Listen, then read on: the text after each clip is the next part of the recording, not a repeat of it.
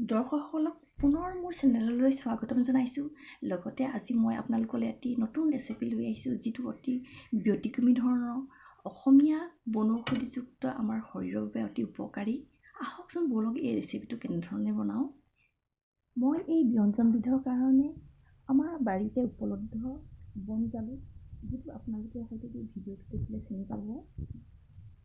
লগত লৈছোঁ মাছ আৰু লগতে কেইফুটামান নহৰু, পিঁয়াজ এটা কুটি লৈছোঁ আৰু লগতে লৈছোঁ মই ঔটেঙা কেইফালমান। এনেদৰে মই প্ৰথমতে এই বন জালুকখিনি ভালদৰে ধুই লৈ পিনি এতিয়া পানী অকণমান দি পিনে কেৰাহীত সিজাই ল'ম।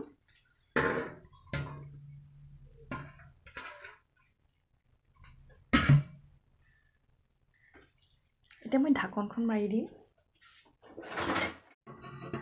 মই সিজোৱা বন জালুকখিনি এতিয়া কেৰাহীৰ পৰা উলিয়াই লৈছোঁ, ঠাণ্ডা হ'বলৈ দিলোঁ। এতিয়া মই এইখিনি হাতেৰে খচি ল'ম। খচি মানে এই যিহেতু বন জালুকত মানে টান আঁহ থাকে, সেইকাৰণে আমি ইয়াৰ ৰসটো উলিয়াই ল'ম।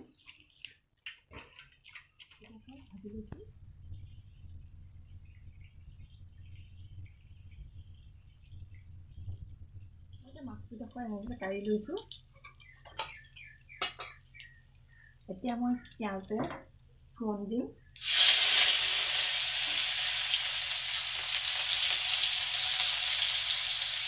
নহৰুকেইটাও দি দিছোঁ।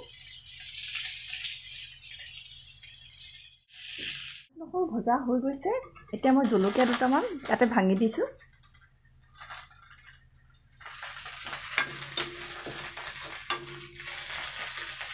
লগতে এতিয়া মই খচি ৰখা বন জালুকৰ এইখিনি জোলখিনি ইয়াত মিহলাই দিম।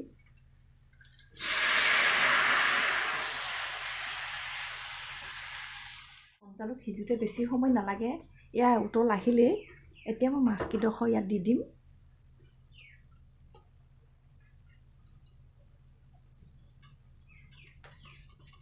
টেঙাকেইডোখৰো ইয়াতে দি দিছোঁ।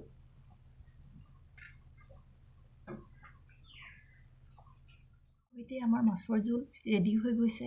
আমি এতিয়া পৰিৱেশন কৰিম। আমি ভাতৰ লগত লৈছোঁ ওলকচু আচাৰ, লগতে এয়া পানী টেঙাও লৈ লৈছোঁ।